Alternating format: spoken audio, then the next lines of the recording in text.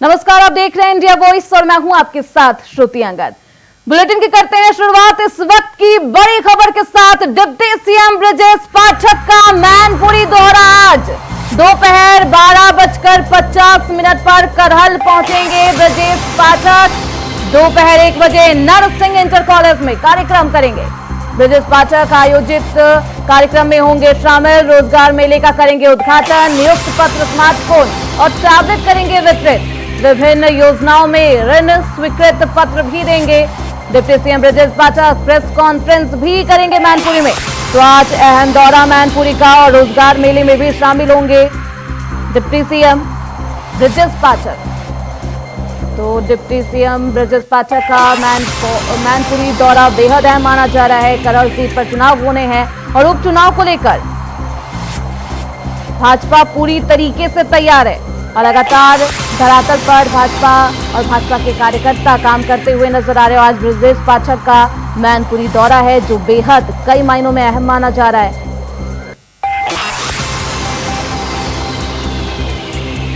तो deputy CM Brajesh Pathak आज मैनपुरी दौरे पर कई कार्यक्रमों में लेंगे हिस्सा। दोपहर 12 बजे करहल पहुंचेंगे ब्रजेश पाठक।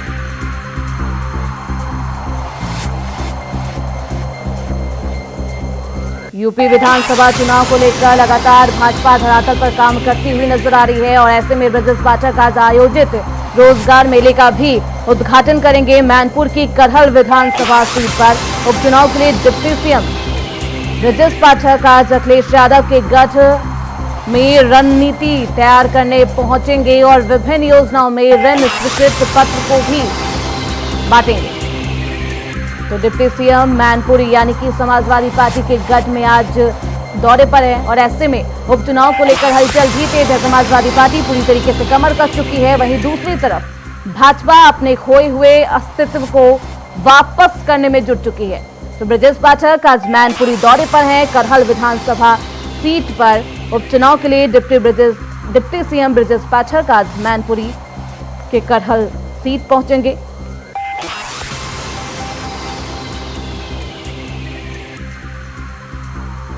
तो इस खबर पर ज्यादा जानकारी के साथ हमारे सहयोगी मोहम्मद आसिफ हमारे साथ जुड़ चुके हैं। सीधे रुख करते हैं उनकी तरफ। आसिफ, आज ब्रजेश पाठक का बेहद अहम दौरा, करहल सीट पर जाएंगे। समाजवादी पार्टी का गढ़ माना जाता है करहल सीट मैनपुरी। ऐसे में क्या कुछ आज दिलचस्प देखने वाला है और क्या कुछ अहम होने वाला है?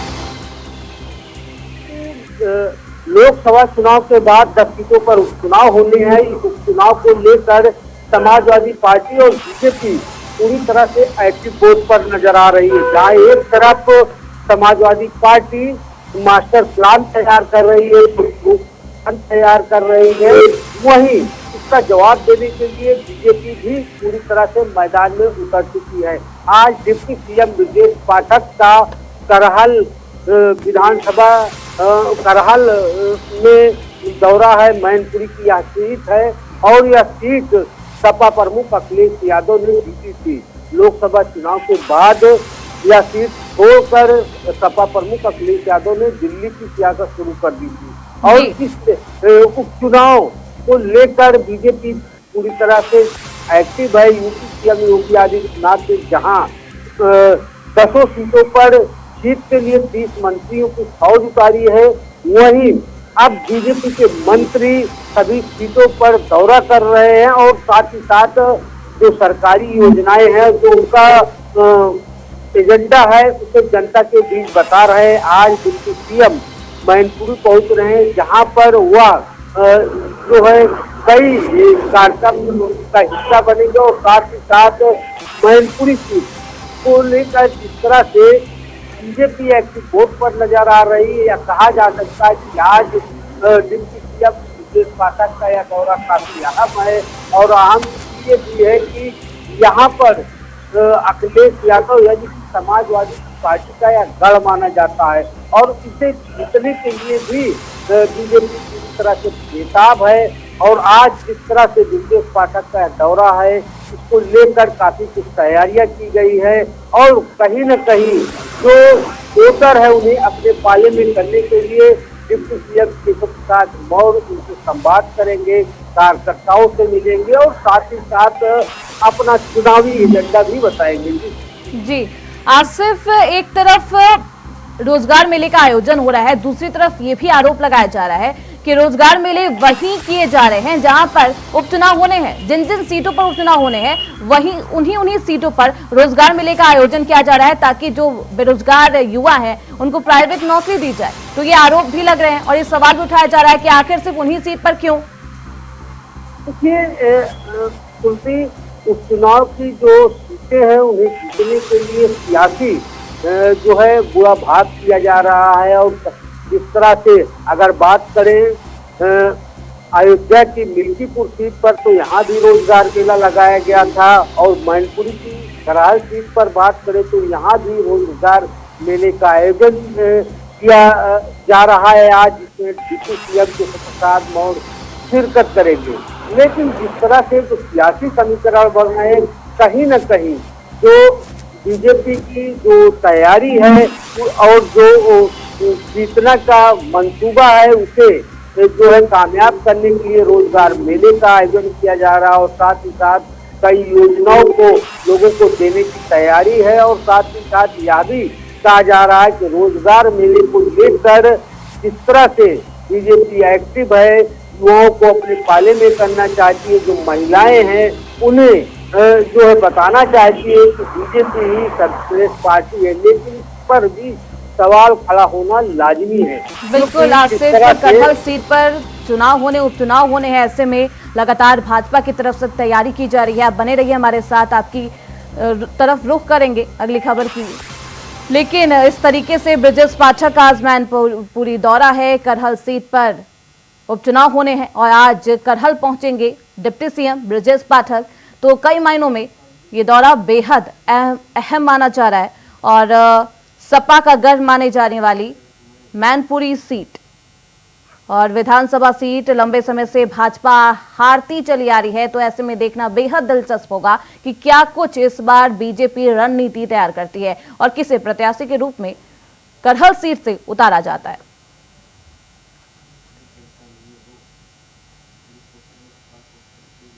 वहीं लखनऊ से इस वक्त की बड़ी खबर सामने आ रही है। बीएसपी की केंद्रीय कार्यकारिणी की आज बैठक होगी। बीएसपी कार्यालय में मायावती आज करेंगी संबोधित। केंद्रीय कार्यकारिणी प्रदेश पदाधिकारियों की लेंगी बैठक। बीएसपी कार्यालय में दोपहर 12 बजे करेंगी संबोधित। उत्तर प्रदेश में 10 विधानसभा सीटों के उपचुनाव की तैयारी पर होगी बैठक। बैठक में चुनाव प्रचार की रणनीति पर भी चर्चा की जाएगी और लगातार उपचुनाव को लेकर मायावती ने भी कमर कस चुकी है और मायावती लगातार धरातल पर काम करती हुई नजर आ रही है। उपचुनाव को लेकर सियासत उत्तर प्रदेश में तेज है और ऐसे में 14 साल बाद उपचुनाव में कमबैक करती हुई बसपा पार्टी इस बार पूरे जोश खरोश के साथ अपनी तैयारी कर रही है और आज कार्यकारिणी की बैठक होगी। दोपहर 12 बजे बीएसपी कार्यालय में मायावती लोगों को संबोधित करेगी। तो हमारे साथ इस खबर पर ज्यादा जानकारी के साथ बने हुए हैं मोहम्मद आसिफ। मोहम्मद आसिफ, क्योंकि उपचुनाव को इस बार कमबैक करने वाली उपचुनाव में और 14 साल बाद ये कमबैक होने वाला है, क्या कुछ दिलचस्प होने वाला है? आज कार्यकारिणी की बैठक होने वाली है, क्या कुछ इस बैठक में अहम होगा? देखिए सुर्खी, भले ही बसपा प्रमुख मायावती की उम्र ढलान की तरफ बढ़ रही है, उनकी पार्टी का वजूद धीरे धीरे खत्म होता जा रहा है, उनके प्रत्याशी नहीं जीत पा रहे हैं, बावजूद इन सबके बीच बसपा प्रमुख मायावती के मिजाज कड़क दिख रहे हैं और उपचुनाव की तैयारियों को लेकर जिस तरह से बसपा प्रमुख मायावती आक्रामक दिख रही है, लगातार सपा और कांग्रेस पर हमला भी बोल रही है और इन सबके बीच जिस तरह से आज बसपा की एक अहम बैठक बुलाई गई है, राष्ट्रीय कार्यकारिणी की यह बैठक है और इसमें महाराष्ट्र, हरियाणा, मध्य प्रदेश और उत्तर प्रदेश के सभी महत्वपूर्ण पदाधिकारी इस बैठक का हिस्सा बनेंगे और यह कहा जा रहा है कि आज एक बार फिर से बसपा प्रमुख मायावती की ताजपोशी होगी राष्ट्रीय अध्यक्ष के पद पर। और जिस तरह से अगर तैयारियों की बात करें तो यह अधिवेशन 5 साल में सितंबर महीने में ही होता चला आ रहा है, लेकिन इस बार अगस्त महीने में यह कार्यक्रम आयोजित किया गया है और राष्ट्रीय अधिवेशन में कई महत्वपूर्ण फैसले भी लिए जाने हैं। एक तरफ जहां बसपा प्रमुख मायावती की फिर से ताजपोशी होगी, वहीं दूसरी तरफ कई ऐसे कार्यकर्ता हैं जिनका कद भी बढ़ाया जाएगा। वहीं नेशनल कोऑर्डिनेटर आकाश आनंद की बात करें तो उन्हें कई राज्यों के चुनाव प्रचार की तैयारी की जाएगी और साथ ही साथ इस बैठक में उपचुनाव को लेकर जिताऊ और टिकाऊ प्रत्याशियों के चयन पर ही मंथन होगा, क्योंकि लोकसभा चुनाव के बाद बसपा प्रमुख मायावती बेहद ही एक्टिव नजर आ रही है और एक भी सीट नहीं जीतने की वजह से तभी जोनल कोऑर्डिनेटर बूथ अध्यक्षों से रिपोर्ट मांगी थी। यह रिपोर्ट भी बसपा प्रमुख मायावती बिल्कुल आसिफ, ये भी माना जा रहा है कि इस बैठक के बाद उनके भतीजे आकाश आनंद को कोई बड़ी जिम्मेदारी या बड़ा पद सौंपा जा सकता है, तो क्या कुछ खबर? देखिए, इस तरह से पहले ही बसपा प्रमुख मायावती ने एक मास्टर प्लान तैयार कर लिया था उपचुनाव को लेकर और साथ ही साथ महाराष्ट्र हरियाणा के चुनाव में जीत के लिए। और आज सूत्रों का दावा है कि नेशनल कोऑर्डिनेटर आकाश आनंद यानी मायावती के भतीजे को एक अहम जिम्मेदारी दी जाएगी और वह सभी राज्यों में होने वाले चुनाव की प्रचार की कमान खुद अपने हाथों में संभालेंगी। वहीं अगर बात करें बसपा प्रमुख के भाई आनंद कुमार की, तो उन्हें यूपी के उपचुनाव की जिम्मेदारी सौंपी जाएगी और साथ ही साथ क्योंकि आज की जो बैठक होनी है उसमें यह भी तय किया जाएगा कि आरक्षण और जातिगत जनगणना को लेकर किस तरह लड़ाई आगे बढ़ाई जाए, क्योंकि कहीं न कहीं बसपा के लिए आरक्षण और जातिगत लड़ाई एक हथियार के रूप में मिली है और संजीवनी के रूप में मिली है। इसको बसपा भुनाना चाहती है और इस चुनाव में कहीं न कहीं जो है इसी मुद्दे पर यही वजह है कि आक्रामक भी हो चली है। भले ही उस चुनाव की स्थिति का ऐलान नहीं किया गया है, लेकिन पूरी तैयारी है बसपा की, फुलप्रूफ मास्टर प्लान तैयार किया गया है और आज के राष्ट्रीय अधिवेशन में जिस तरह से महाराष्ट्र, हरियाणा, मध्य प्रदेश और यूपी के सभी पदाधिकारी नेता मौजूद रहेंगे, यह काफी अहम बैठक है और उसमें कई निर्णय लिए जाएंगे। बसपा प्रमुख मायावती चाहती है कि चुनाव में उनकी पार्टी का डंका बजे और साथ ही साथ जो अन्य राज्यों में चुनाव होने हैं उसको लेकर जो वहाँ के पदाधिकारी हैं, नेता हैं, उनमें भी चुनावी टिप्स और चुनावी मंत्र देने के लिए भी बसपा प्रमुख मायावती ने तैयारी कर रखी है। और जिस तरह से जो कद बढ़ाया जा रहा है, चाहे आकाश आनंद का हो या आनंद कुमार का हो या फिर अन्य मुद्दों को लेकर आज जो बैठक होगी उसमें बसपा प्रमुख मायावती फैसला लेंगी और साथ ही साथ यह भी सुनने में आया है कि बिल्कुल आसिफ, एक तरफ आत्मविश्वास भी डगमगाया है, लोकसभा चुनाव में एक भी सीट बसपा पार्टी ने हासिल नहीं की, तो ऐसे में उपचुनाव को लेकर क्या कुछ तैयारी इस बार कर सकती है ताकि एक तो सीट बसपा अपने खेमे में ला सके, लेकिन अब 10 सीटों पर क्या कुछ उनकी रणनीति रहेगी, इसके बारे में जानना चाहेंगे।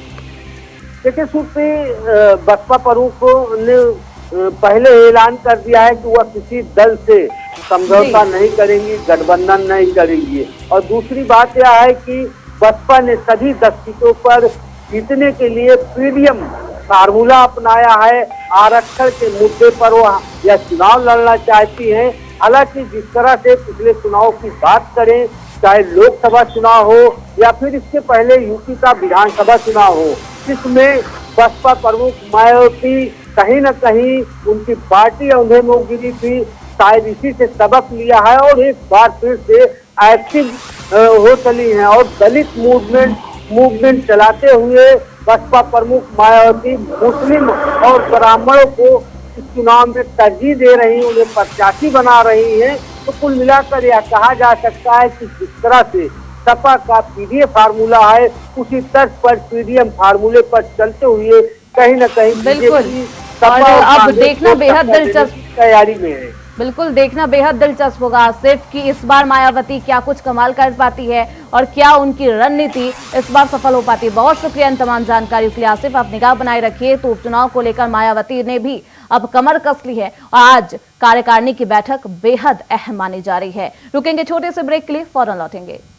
ब्रेक के बाद एक बार फिर से आप सभी का स्वागत है। खबरों में बढ़ते हैं आगे। रांची से इस वक्त की अहम जानकारी सामने आ रही है। रांची से इस वक्त की बड़ी खबर, झारखंड की सियासत से जुड़ी खबर। गृह मंत्री अमित शाह से मिले चंपाई सोरेन। मुलाकात में असम सीएम शर्मा भी रहे मौजूद। झारखंड में बीजेपी करेगी बड़ा खेला। बीजेपी में शामिल होंगे पूर्व सीएम चंपाई सोरेन। 30 अगस्त को बीजेपी का थामेंगे दामन। बीजेपी के साथ ही चुनाव लड़ेगी आजसू। अमित शाह से मिले सुदेश महतो। तो झारखंड में बीजेपी बड़ा खेला करने की तैयारी में है और अब चंपाई सोरेन भाजपा में शामिल होंगे, ऐसे संकेत असम के मुख्यमंत्री हिमंता बिस्वा शर्मा ने दिया है। और अब क्या कुछ खास होने वाला है, क्योंकि लगातार झारखंड से सियासी उठापटक का दौर सभी देख रहे हैं। और अब कल चंपाई सोरेन दिल्ली आते हैं और अमित शाह से उनकी मुलाकात होती है। ये अहम मुलाकात मानी जा रही है, क्योंकि पूरे देश की नजर कोल्हान टाइगर और झारखंड के पूर्व सीएम हेमंत सोरेन पर टिकी है। और बीजेपी में शामिल होने की अटकलें भी अब तेज हो गई है। 30 अगस्त को बीजेपी का थामेंगे दामन, ये तारीख तय हो गई है। 30 अगस्त को भाजपा का दामन थामेंगे चंपाई सोरेन। तो हेमंत सोरेन को झटका लगा है, झारखंड में चुनाव होने हैं और उससे पहले हेमंत सोरेन को झटका। अमित शाह से मिले सुदेश महतो। पूरे देश में इस बात की चर्चा है कि पूर्व मंत्री चंपाई सोरेन भाजपा में शामिल होने वाले हैं। हालांकि अब तारीख बताई जा रही है 30 अगस्त को भाजपा में शामिल होंगे चंपाई सोरेन। तो इस खबर पर ज्यादा जानकारी के साथ हमारे सहयोगी अजय पांडे रांची से हमारे साथ जुड़ चुके हैं। सीधे रुख करते हैं उनकी तरफ। अजय, अब सियासत झारखंड की और भी गर्मा गई है और भी सियासी अटकलों को अब तो पंख लग गए हैं, क्योंकि अब तारीख बताई जा रही है 30 अगस्त को चंपाई सोरेन भाजपा में शामिल हो जाएंगे।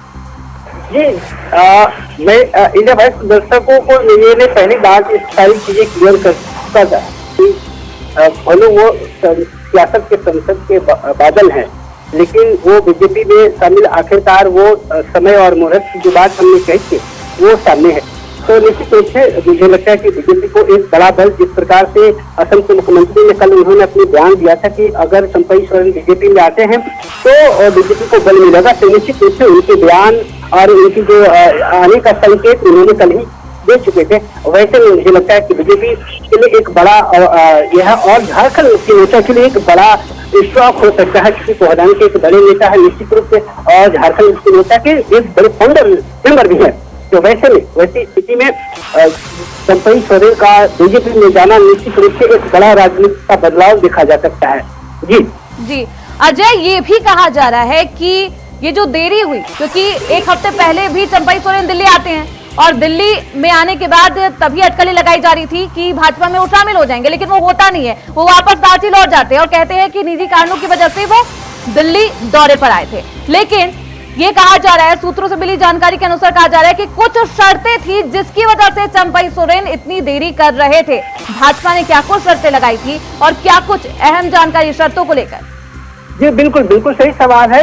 इसके पहले ही क्योंकि वो सारी चीजें बातचीत होने के बावजूद वो दिल्ली गए थे और उन्होंने अपने जिस प्रकार से दिल्ली सबसे पहली बार दिल्ली जाने के बाद उन्होंने अपना जो रुख किया था निश्चित रूप से अपना और पूरा जो सोशल मीडिया में जो डाला था, तो निश्चित रूप से उसकी जैसे ये अटकलें लगाई जा रही थी। लेकिन वो सूत्रों में फंसे हुए जो सूत्रों के हवाले से जो सामने चीजें आ रही थी, तो उन्होंने जो साफ तरीके से जो सामने आई कि उनको अपने पुत्र के लिए भी एक सीट चाहिए था और अपने लिए भी राजनीतिक करियर के लिए एक बड़ा पद और एक सीट चाहिए था। वैसे स्थिति में वो सारी चीजें संभावनाओं के अनुसार नहीं बन पाई। लेकिन अब मुझे लगता है कि अब जो चंपाई सोरेन आने के बाद मुझे लगता है कि झारखंड बीजेपी को एक बड़ा चेहरा मिलेगा और आने वाला मुझे लगता है समय में सीएम के लिए भी प्रमोट किया जा सकता है। बिल्कुल अजय, ये टटोला जा रहा था हेमंत चंपाई सोरेन के द्वारा कि उनके समर्थक कितने ज्यादा है और इसी वजह से देरी भी हुई है। बहुत शुक्रिया आपका इन तमाम जानकारियों के लिए। तो देखना बेहद दिलचस्प होगा, क्योंकि भाजपा को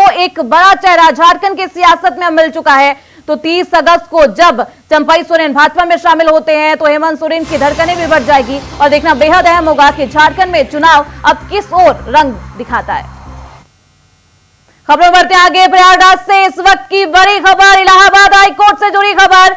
एमएलए इरफान सोलंकी की याचिका पर सुनवाई आज हाईकोर्ट में आज होगी सुनवाई। एमपी एमएलए कोर्ट द्वारा दी गई थी सजा के खिलाफ दाखिल की गई अपील।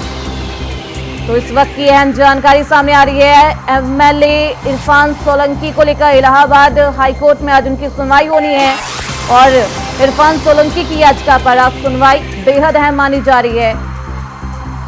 इरफान सोलंकी लगातार उत्तर प्रदेश की सियासत में हलचल तेज कर रहे हैं और ऐसे में उपचुनाव भी नजदीक है। इलाहाबाद हाईकोर्ट में आज सुनवाई होनी है याचिका पर। बेहद अहम सुनवाई मानी जा रही है इरफान सोलंकी की।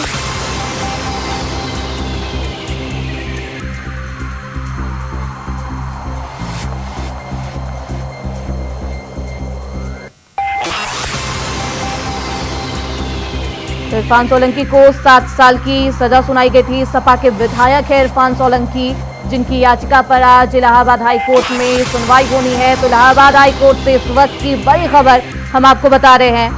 इरफान सोलंकी की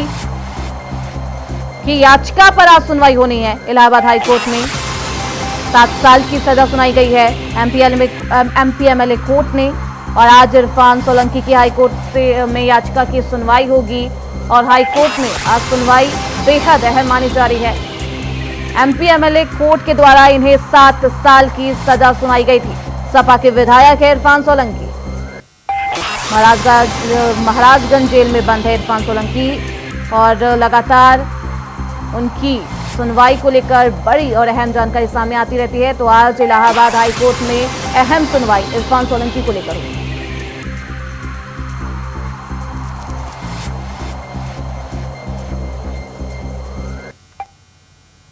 इसी के साथ फिलहाल इस बुलेटिन में मेरे साथ बस इतना ही। देखते रहिए इंडिया वॉइस।